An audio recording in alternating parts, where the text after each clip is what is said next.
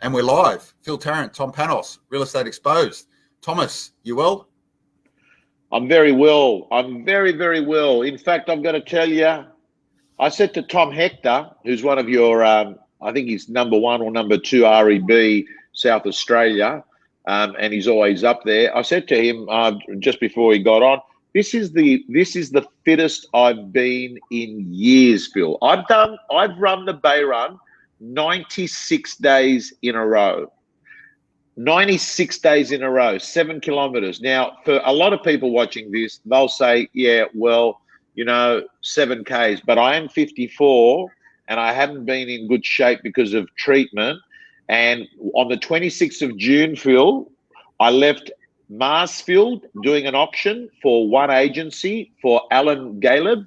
And I said to him, mate, I'm going to run the Bay Run for the next 14 days. I'm not going to let Gladys Berejiklian dictate my life, because I thought it was going to be a 2-week thing. Actually, I thought it was going to be 7 days, because she actually did say we might get out of after 7 days. So today was day 96. I'm going to day 100. And I've got to tell you, I found a guy that is a physio that was Ash Barty's physio. And what he does is he's keeping me going. He massages my legs and he puts needles in there. It's called needling. And what they do is they spasm. And I'll put on the comments here. Welcome to everyone, by the way. There's Alan now. Alan's come on. Yeah, there you go. By the way, great agent, Alan Galeb. He runs a thing, by the way, Phil, if you want to join it, called the Savlaki Boys. They run the Bay Run at 4:30 in the morning. Luke Moroney, good day everyone that's come on. Anyway, Phil, listen, enough bragging. I'm really, really fit, but I am also, Phil, I am really looking forward to October 18. I've had enough. I want shops to be open. I want to be able to go into the Athlete's Foot. I want to be able to go into a normal restaurant. How are you going? I'm good, mate. But let's talk about the Bay Run really quickly. I know of the Bay Run. I've been around it. I'm not a runner. I'm a swimmer. But if you want to challenge yourself, why don't you try a harder run, mate? I don't think there's one hill on that thing. It's flat as a tack. Grandma and a Zimmer frame could get around that every day. What time? Okay. What's your time come down to? Listen, I'm not proud of the time, Phil. I'll tell you the getting time. Sharper. It doesn't matter what the time is. Has it got better? It's around 45 minutes. It's got better. It obviously would get better, because you can't do the same thing for 96 days in a row and not have some sort of improvement. I'm doing it in 45 minutes. If I wanted to, I could push it to 40 minutes. But if I did push it to 40 minutes, I wouldn't be able to do it every day. So I'm intelligently now. Alex, is Alex there? You looked in the background, because Alex is a runner. He's there, yeah. Tom does the Bay Run in 45 minutes. I reckon he's taking his time. Okay, so Alex probably does it in 25 to 30. There he is. Alex, I've got to tell you, I'm not a runner, right? I've run it 96 days in a row. Now, if I run it fast, I'm convinced I won't be able to run it every day, because you'll end up doing a lot more work on your quads and your hammies and your glutes. So I'm sort of moving it at a pace where I'm using direction over speed is maybe the best way to describe it, heading in the right direction. How long does it take you to do it in, Alex? By the way, everyone, Alex is the business partner of Phil Tarrant. They're co-owners of Momentum Media and obviously REB. Lisa Novak said she's just finished an interview with REB. You interview all the good agents. How long do you do it in, Alex? So, Tom, before I answer your question, just in talking about in terms of speed and doing runs, you've got to know why you want to do a run quickly. So if you want to do a fast run, the way, rather than trying to run the same run quicker and quicker and quicker, day by day by day, you need to, if you really want to do it in a record speed, then you need to vary your training. It's the same for so many different things. So you've got to ask yourself the question, why do you want to do it quicker? Is it because you just want to beat a personal best? You know, so if you want to go from 40 minutes to 42 minutes to 40 minutes to whatever, then you've got to, if it's really important to get a record time, then you do 5K runs quick, and then you do 15K runs slow, and then you come back and you do the run that you're looking to do, and you'll speed up your time on that. Okay, so Yeah, I get it, but I got to tell you, Alex. Here's how I rationalize it in my head. If I do it in 45 and I'm happy, but I do it in 40 and I didn't enjoy it as much, I'm picking the 45. This is the point, and it's a great thing. You know, you've got to ask yourself the question: why do I want to run it quicker? What is the benefit? Is it ticking off, you know, like a kind of a milestone? Is it just because I want to go and have a cup of tea earlier than what I would do if I do it in 45 minutes? You've got to understand the reason why you're doing what you're doing. And personally now, I've done the sit surf I got it down to 55 minutes when I was about 50 years old. So that was pretty quick. I couldn't do it in anything like that now. I'd be lucky to do it in 60, 65 minutes. But I don't want to run it that quick anymore. I want to enjoy my running. I want to get the benefits of feeling fit, enjoying, being outside in the environment, knowing I'm doing something good for my heart. And I want to enjoy the run, right? Rather than belting through and feeling stiff and tired and, like falling asleep afterwards, I want to enjoy the run. So you've got to look at why do I want to do it? Why do I want to do it in a certain speed? Very well. Now, before you leave, Alex, we were having a chat before we went online, and you mentioned the word mortgage stress.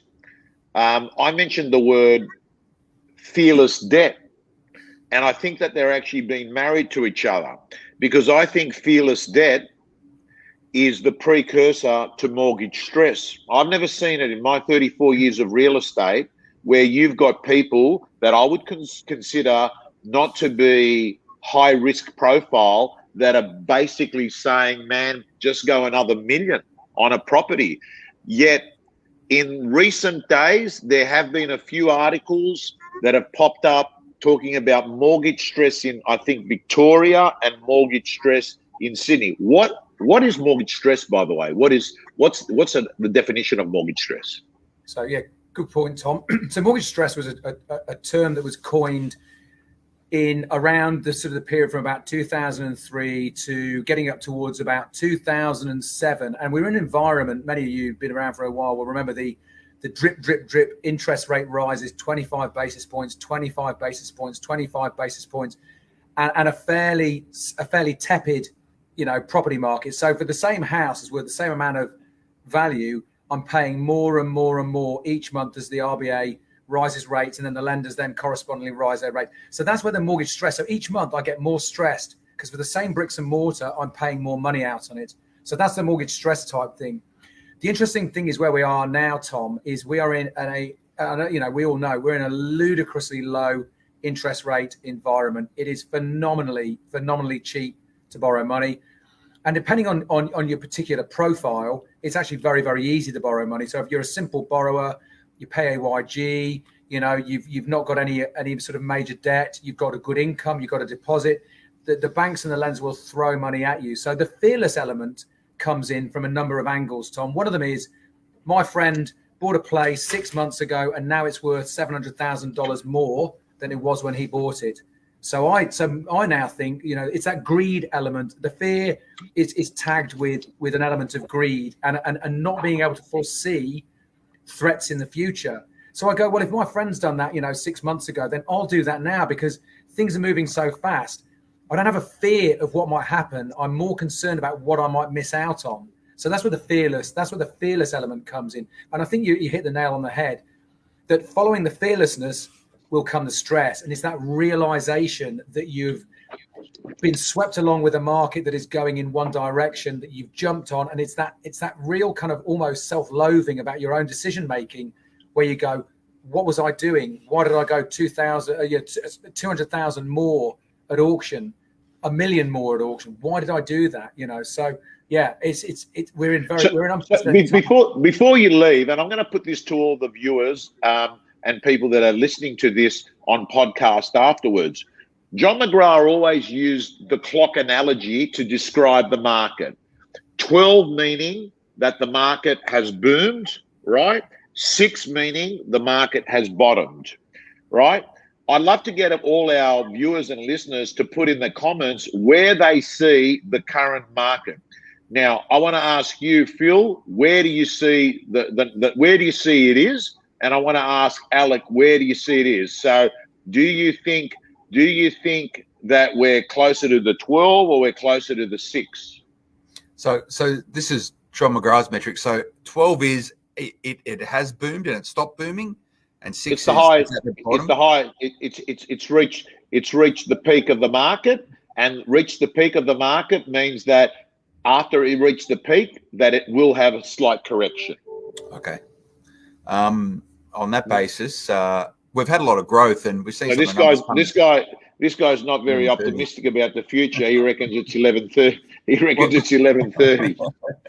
Well, but we've seen the numbers come out from CoreLogic recently. Sydney prices in the last 12 months, 26% growth, 20% in Brisbane. I think Melbourne's sort of 15-16%. So we've seen a lot of growth. So how much more growth is in the market at an absolute value? I reckon we've seen most of the growth. So I'd say you're probably at 10 o'clock. But you're still going to have a period of growth over the next couple of years. It's just not going to be at the same speed as what you've seen for the last 12 months. So we've had a lot of the growth, but there's still some to go. So 10 o'clock. Okay. What do you think, Alex? Tom, because it's about supply and demand. And at the moment, there is just so little supply coming onto the marketplace. And so that just squeezes the prices. I think I'm not going to know where we're at until there is more supply on the marketplace. We're not going to know where we're at until, the borders have opened up. If I was to kind of pick a number, I would say we're probably approaching 9 o'clock, because the ability to borrow is now being curbed to such a great degree that unless I've already made, a load of money in the first part of this cycle and I'm now looking to leverage up again, you're going to reach a point where you just can't get the funds to purchase. I know some guys who are sort of first-time buyers, who just haven't bought, for a long time. They're in their prime earning years, in their 40s, and they're struggling to get in the marketplace. And it reaches a point where people just say, you know what, I'm going to wait. So I think there's some more to go, but yeah, we're getting close. Yeah. What about you? What do you say? Mate, you do this for a living, Tom. We're just a couple of blokes in a media company. We don't know what we're doing here. This is what you do every given Saturday. Well, let me tell you, thanks for that. But if people that are on big bucks, that are data analysts that work for banks, people that work for data companies, 1.5 years ago said that the market was going to drop 10 to 30%, right? That was the general consensus. Commonwealth Bank was that article in the SMH, that front page. Everyone knows that article. And then a lot of people, Shane Oliver said the same thing. The list goes on, right? CoreLogic, SQM, they were a little bit more conservative, but they all said it was going to drop. But in fact, we've actually had the biggest real estate boom that I can remember since 1987, 88. 87, 88 was prices doubled. They doubled. It's not like that, right? But what did happen is 1989 was the beginning of interest rates hitting 17%, and we had a very tough period afterwards. I don't know, but I can tell you what Alex is talking about.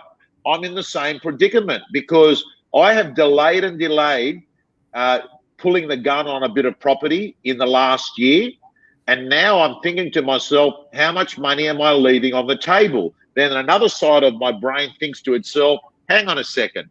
You've waited this long. Why wouldn't you wait till this thing sort of starts cooling off, right? So I understand this thing about fear and greed driving the behavior of people. I don't know the answer to that, so I prefer not to answer it, Phil, because I really don't know. But what I would prefer. First time in your life you haven't got an opinion on something. Yeah, I know, because I'm conscious. I'm conscious that people that this is actually a permanent record, right? So, well, it's been a permanent record, Tom. And you were talking about the banks and these very smart economic forecasters coming out 18 months ago talking about 30% drops in the market. If you go back to that point in time when me and you were having these discussions, we weren't saying that. No, we weren't, and that's why we can actually. So that's on a permanent record. That's on a permanent record. We actually did pretty. Mate, I've got to tell you, Phil. I think that during that period last year, that March to June, July period, we weren't far off what was going on. We didn't catastrophize, and I think we were pretty good. But I'll tell you one thing that I'm absolutely adamant about: this COVID clarity. I'm just so clear on it now. People have changed the relationship they have with the property they live in. And the reason why is they spend so much more time in the property, right? They look at things in a house they never go down to. So this thing, COVID clarity, to me, COVID clarity is that you get clear in your head about what home means to you. So what have I noticed about COVID clarity? Number one, people are sick and tired of fighting over the kitchen table. Who's going to have Zoom for the first half of the day? COVID clarity. People are sick and tired of not having a big backyard that they can sit in the sun at the right time of the day. COVID clarity. Some people, COVID's actually taught them they don't want to live in an apartment. Some people have decided, man, they don't want to live in the inner city. They want to go live a little bit further out. Some people, COVID, I've got to tell you, COVID, I have 3 people in my life that said to me, COVID brought their separation forward. Why? Because if you're spending time at home with someone that there's already problems with, they get amplified during a lockdown, right? So one thing I've learned, COVID has brought forward all these issues that were sort of there, but they weren't being confronted, right? Now they're being confronted. And so I do think from a real estate agent's perspective, that's not a bad thing because we live off turnover in our industry. We want people to actually move, whether they're moving for tree changes, sea changes, upgrading, downgrading, divorce. It's not good, but agents do like those kinds of listings. Let me tell you something, Tom. One thing that COVID has done to all of us by default has made us, A, become quicker decision makers, and B, accept change really, really, really quickly. One of the terrible impacts of going through lockdown, of suddenly data that we've never had to deal with before, is kind of reprogrammed the way that we think, the way we behave, the way that we look at where we live, and also our relationships. And I'll just jump back to what you're talking about in terms of the property market. You know, it's changed the way we talk about, you know, the fearless, you know, the fearless approach of buying. What COVID's done has made us make decisions very, very quickly. And this is impacting, I believe, the real estate market. And I'll just give you a bit, I'll just digress for a moment. I've got a house that I've had in Turramurra. I've been there since 2017. It's a 4-bedroom house. It's on a nice block of land. I'm perfectly happy. And I started to go through this very rapid process very recently of going, I want to be on the coast. You know, if you're not familiar with Turramurra's in the North Shore of Sydney. It's probably a 25-minute drive from the beach. Now, I've got a small apartment in Newport, and I spent a little bit of time down there. It's actually rented out as an investment property. But I went through this kind of COVID clarity of going, I don't want to be here. I want to be on the beaches. So I went down this pathway of starting to look at properties in particularly around Newport and Mona Vale. Let me tell you, the properties there that were going for $2, $3, $4 million, even 12 months ago, 18 months ago, $5, $6, $7, $8 million now. And I sort of went through this mindset of, I've got to go. Got already rushing through trying to get myself ready to purchase, even though I was perfectly happy at my house before the kind of the lockdown. But there was this realization really quite late on the piece. I went, hang on a minute. If I took the house I'm in now, where I live in Turramurra, and I'm happy in Turramurra, if I tore it up on its block of land and stuck it by the ocean, that would probably be a $9, $10, $11 million property just by the location. So I think that we have gone through, it's changed the way we think. It's changed the way we view the world. It's changed the way we view our own circumstances. And it's changed our own perception of what we should and shouldn't have. And this is what's making buyers move quickly. It's also, you know, driving vendors in terms of their behavior as well. So we've all changed, Tom, and I think we've changed permanently. So Alex, I want to extend on that. I was talking to an agent, very successful real estate company in London. They do events in London.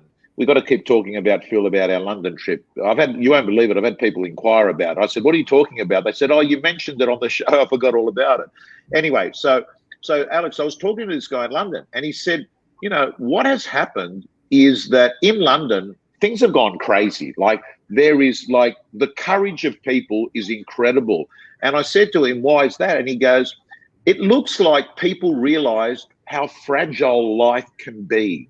Like, you know, like we got through COVID pretty bad, but pretty good, right? But you could have had a virus. Imagine, you could have had a virus that was 10 times deadlier, right? And 20 times more contagious, right? and that there was no vaccine for it, and lots of people just died, right? We saw a glimpse of how fragile life can be. And what's happened as people have come out, they've realized, hey, hang on a second. You've got to this is not a dress rehearsal. You know, there's no point sort of sitting at home dying with your music on the inside. You might as well go and have a crack of it. That's the first thing. The second thing I've noticed is, on a point that you raised, is I've just noticed decisions are made really quickly. I remember 2 years ago, I said to someone, hey, let's just shift that date to Wednesday in 6 weeks' time. He goes, no, we can't do that because, you know, we need to give people notice. But today, Alex, people ring me up, mate, let's do this. When? Next Friday. Book it in. People ring me up, mate, move the auction from Saturday at 10 o'clock, bring it forward to tomorrow. People have learned, hey, of course you can change things. There's people have cut through the red tape bullshit. They've realized if you want something, you can actually do something about it. And I think that is an enabler in forcing people to not have this paralysis by over-analysis and realize you're a decision away from a new direction. What do you reckon, Phil? Yeah, it should have always been that way. Sometimes you need an inflection point to trigger it. Bureaucracy, overthinking, red tape, it's inherent in our governments. I think the government's learned a little bit from this. We've seen the government transform as a result of COVID-19. You know, going back to our earlier conversations, Tom, in the first series of this sort of discussion, how quickly the government moved to pump stimulus into the economy to keep jobs safe, JobKeeper sort of 1.0. Who would have thought a government could move that quickly? They've learned from it. The government now is able to do sittings of Parliament over Zoom. They've completely transformed. Whether they're going to go back to how it was, who knows? But everyone now knows is that being adaptive is an enabler. So you don't overthink things. You just still need to be strategic.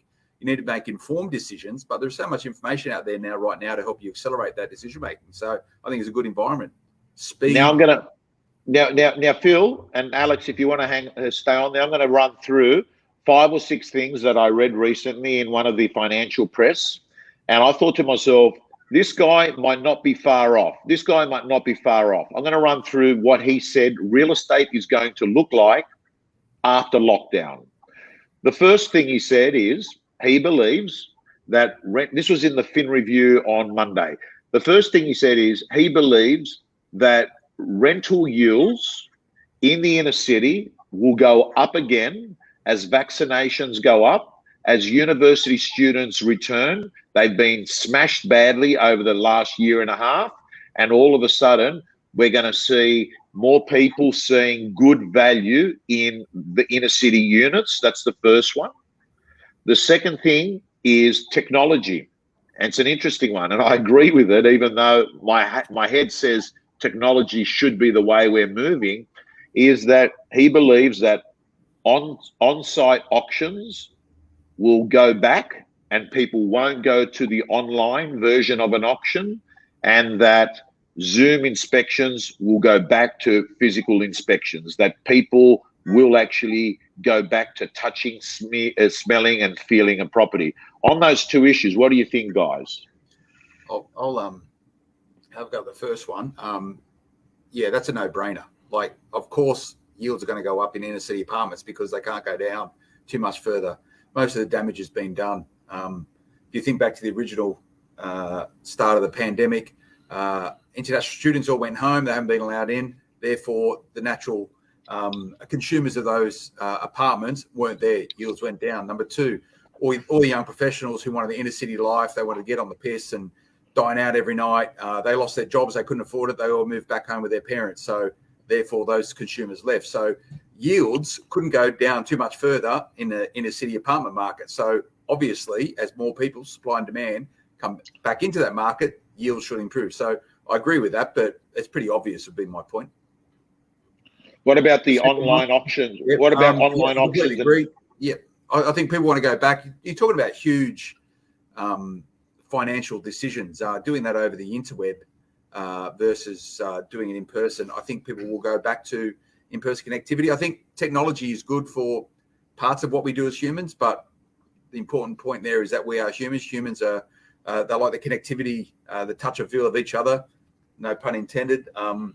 And we've spoken about our events business, Tom, how even though technology is there right now to be able to conduct content sharing through event platforms, people still want to get back into the room and see, touch, network each other. So I agree with both those points. See, I don't know. I'm going to throw something else out there. I think there's probably an in between, and I don't know, but I think I'm going to want to visit a property. I don't want to look at something online. I don't like this 15 minutes in, one person at a time. I like open homes. I think open homes are good, and I think Australian buyers like to go and visit an open home. And you know what? I might want to go one week, and I might want to go back the next week and spend my time and have a look around. In terms of online auctions, I don't know. We'll see. We'll see how things go there, Tom. I think some people, like to be there, stood there on the front yard, or sort of actually at the auction and have that buzz of the auction, the auctioneer. I'll wait and see, because I think there's probably scope for. I think whereas you've got to visit a property and touch and feel and smell the place, but do you need to be there when you're actually doing the bidding in an auction? I don't know. So I'll reserve judgment on that. I think there could be a hybrid, and I think that you may see online auctions continuing moving forward. There's a lot of reasons why it makes sense, right? I think you got to have both. I think we spoke about this last week, Tom, where you're probably still going to have live auctions, but you can probably spread your distribution by having some sort of online connectivity for those people out of the state or international or wherever. So maybe that's the application. And going back into units, the unit market, always goes. It seems to shift, from oversupply to undersupply to yields are a lot more bouncy in terms of units. And right now, no one really wants to live in a unit for all the reasons you touched on. People want their own block of land, they want space, but things are going to change, as Australia comes to terms with the pandemic, as normalization comes back in, and also with a ridiculously spiraling sort of houses market. There's going to be that point where I go, you know what? And this is from a sort of a purchasing point of view, but as well as from a renting point of view, you're going to go, you know what? I was uncomfortable about a unit 12 months ago, but maybe they're not so bad now. And hang on a second, I can save a load of money by living in a unit. And there's some great units available in every marketplace. What about regional Australia? The same article points to regional Australians moving back to the cities, Tom. Yeah. What do you think about that? Do you think? And for the record, I have been following the data. I've got to tell you, regional cities, take Byron Bay out, right? Because Byron Bay doesn't represent every other regional part of Australia. Regional areas are not growing at the same rate as metro areas are at the moment. They've slowed a bit, right? They have slowed a bit. So I'm beginning to think to myself that maybe this article is right, because I think the view that you were going to work 5 days away from the office so you could actually live 6 hours away from your address, that's gone. It appears the hybrid version of the workforce is that you probably, some people are saying 3 and 2 days, 4 and 1, 2 and, there's various versions, but it appears that, man, people will go back. And this is what happened in 1919 after the Spanish flu went. People left regional areas and came back. They need to be close to people, infrastructure, where the big employment, where the big salaries are. I don't know. What do you think? You're absolutely right. You're absolutely right. And look, everyone's different, right? Some people want to live in regional areas because they want to be, in sort of a regional environment. They like the different pace of life that you get there. And for some people, that's always going to be the attraction. I think if you're looking to make a knee-jerk shift in terms of your current sort of environment, and the regional areas might seem to make sense in the short term, but then you realize that you're lacking infrastructure. You're lacking hospitals. You're also oftentimes, Tom, leaving behind family and friends that have been built up, through many, many years. And there's a big sense of loss. And it is, look, maybe I'm just getting older. I don't know. It's harder to build deeper relationships quickly, and I think you can make this move for economic and for sort of lifestyle reasons, but then you kind of realize that it maybe wasn't the right move. And I think also, it's getting harder to move back though, Tom. If you've moved away to a regional area a couple of years ago, guess what? You try and come back into Sydney now and purchase a property. It's painful. Well, I'm looking at Jacqueline Watson, who's a very good real estate agent in the Northern Beaches, super agent. Already have people coming back to the city. No work opportunities. I've got to tell you, I sat at a cafe last year in between the two lockdowns that we've had, and I was listening to one guy tell another guy that he'd been there for 3 months. He'd left Victoria. He'd been in Byron for 3 months, and he said something along his wife. He goes, she's already missing her parents. He goes, so what? He goes, I think the words he used is, we judged it on what life was like when we're here December to February. It's actually ended up being quite different being here June to August. Well, I think for a lot of people who seek a sea and tree change, Tom, they do it on the basis of some experience they might have had over a period of a week or two. What we're seeing here and to this article, I think the honeymoon for a lot of people that do make that shift, it does end. Some people it takes 3 months, some people take 6 months, 12 months, whatever it is. But it does end, and some of the uniqueness of living in a regional area becomes quite monotonous eventually. Small communities, lack of infrastructure, and to that point around job opportunities, it might be okay if you're for better terms, a white collar worker, and you get the choice to be able to work 3 days at home and 2 days in the office or whatever that mix might be. But the way these regional economies grow and evolve is through job creation. Those people aren't bringing jobs to those areas. They're just employed or they might be owner-occupied or whatever. So we need to create jobs in these regional locations, which means it needs infrastructure, business infrastructure, and all things associated with it. So the honeymoon for some people can be a great time. For some, it might absolutely break them. To Alex's point, you price yourself out. You think you're selling at a top rate here in Sydney, you take your money, it goes a lot further regionally. When you come back to the big smoke, you're not going to probably replace what you had. Yeah, I'm just looking at Stephen Thomas. Lots of buyers looking in the Penrith district from the Sydney area at the moment. I know that's a fact. But gang, look, it's been great catching up with you. All I'm going to say is at the moment, I've got to say that the way things are looking in real estate, we're having a very late spring. I actually think that real estate agents' real big break is going to happen at Easter now. I think that we're going to have a bit of a break between Christmas and New Year's. I don't think everyone's going to come back on the 25th of January after Australia Day. I think people are going to come back before that. I think that there's going to be a lot of real estate agents that are going to be doing a lot of work, particularly the Melbourne agents who, congratulations, by the way, to Melbourne agents. You've been able to put your work clothes back on and start doing buyer inspections in the last 72 hours. Well done to that. Those in Byron Bay, you've now gone into a lockdown as of yesterday, but I believe that your lockdown still allows you to show property. Sydney's been business as usual without the open for inspections. I think we're in right through. Can I ask you guys your view? Christmas parties, the spirit of Christmas parties. Is the city going to be packed where on that, where December 5 onwards? What's your feeling? Go on, Phil. It's your remit. I think it needs to be, mate. You've got a whole bunch of companies just holding on by the skin of their teeth, waiting for that period for, the traditional busy time seasonally, and hospitality, restaurants, holiday-orientated places. That the governments, and that's a plural across all the states, which is championed federally, needs to get Australia open for business as quickly as possible. So my read would be that, at least in New South Wales, I tend to agree that once the 70%, 75, 80, whatever it is, vaccination rate is met, they're going to open the place up. So Christmas parties, yes.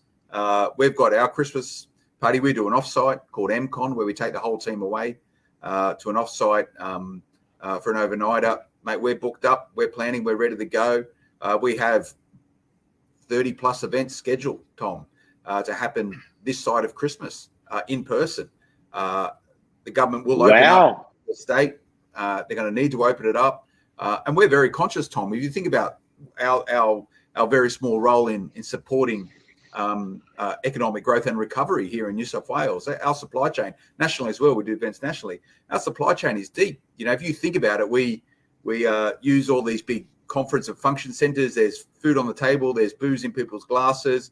There's AV companies. There's bands. There's DJs. There's all and sundry. But then there's the small little economy connected with that. It's all the tuxedos and the ball gowns that the girls wear. There's the hair and the makeup. There's the nails. There's the hotels getting used. That is business events give, I think, Phil, $35 billion to the economy every year, mate. I got asked a question this morning at the Bay Run Neil Park Cafe, where a guy said to me, he goes, "You know these real estate workshops you used to do?" I said, "Yeah." He goes, "Is there any reason, since the government thinks that it's really, really, really hard to get COVID when you're outdoors and that they actually support outdoors, is there any reason why you wouldn't hold," and he looked at the park, "why you wouldn't hold an event with 500 agents out on this grass here?" And, I thought about it. I thought, well, I said, I mean, you've got to make sure that you've got the sound that can do that, which I'm sure you could, that would be resolved. I said, you got to sort of make sure that you allow people to, like, you don't want people on the street not paying a ticket if others have paid a ticket. So you're going to have to sort of address that issue. So you could actually go into a ground, Leichhardt Oval, and have it in that Leichhardt Oval. What's your view, guys, as event managers, as people that run big events?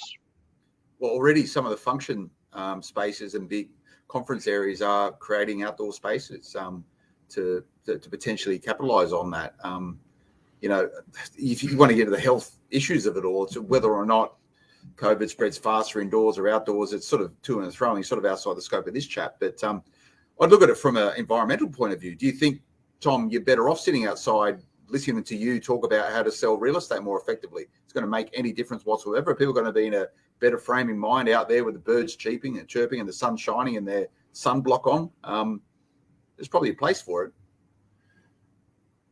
Well, everyone's got a relationship with COVID. I think it's going to be hard. Will people want to get some younger people are going to want to pack back into pubs and get sort of up close? But I think for a lot of people, there's going to be just a natural sense. You get over an 18-month period, you build up these sort of senses within your own mind of what's safe. I even find myself now feeling like maybe something's standing too close to me. These are hard things to rationalize, and so when we do come back out of lockdown, I think there's going to be some things that are ingrained into all of us. So, will you feel more comfortable? It's going to be down to the individual. Will you collectively feel more comfortable being outside where there's a bit of fresh air passing through? Do you want to be inside a room? Are we going to see more anxiety from people, going back into enclosed spaces? We work with our events with many of the banks and many of the lending institutions. They're saying they won't get involved in any kind of indoor functions or any sponsorship events, kind of moving forward for a long time. So time will tell. I'll just chop back in something I was thinking about, Tom. You asked about the selling season and whether agents are going to have a break. And from my sort of anecdotal, sort of fairly outside, sort of experience, agents across the board have had a busy year. Let's put aside how successful agents have been, how much money they've made, how successful they've been for their vendors. Agents have been under the pump, worked absolutely, all the way through the week and then back into it again without a rest. So I kind of instinctively feel that this year, although it's been a good year for many agents in terms of their success, I think it's going to have had a big toll on people in terms of their energy. And I would instinctively think that agents are going to need to recharge. So I think you're probably right that there will be a longer break. People you can't work solidly without respite and still be expected to perform, in a good and in a positive way for yourself and also for your vendors. So yeah, I think there'll probably be a bigger break, Tom. Yeah, well, I've got to tell you, I probably agree because I'm looking at what my own behaviour is going to be. And I'll just finish on this point. Dale Whitford from Geelong said to me, the biggest learning he got out of COVID is he realised at how much he actually loves the job that he does. And I said, how's that? He said, I got a taste of what life is like, not working, being at home, not being addicted to the deal, not making a contribution, not feeling like you wake up to 5 or 6 things that you can do that you like, that are productive. And I've just decided that I'm going to delay my retirement. And I think what it is, you know, he'd sold his business and he's gone back and he's working in that business because I think he said, retirement's not cracked out to be what I thought it would be. And I think a lot of people also got a better relationship about their careers during COVID. They began to actually realize it does serve a purpose for their life, that it's not a case of work and grind and hustle, get yourself to a position where you don't have to work and then enjoy it. I think a lot of people realize having a lot of time on your hands ain't particularly great if there's no meaning to it. Guys, REB, Real Estate Exposed, good to see you, Phil. Thanks for joining us, Alex. Sorry for crushing your broadcast. All right, at least there's a bit more better content. This you're trying to replace me, Tom. You're trying to get rid of me. Is that the idea? No. Well, we'll see what the data says. Never. All righty, guys. Take your time. See you next week. See you later.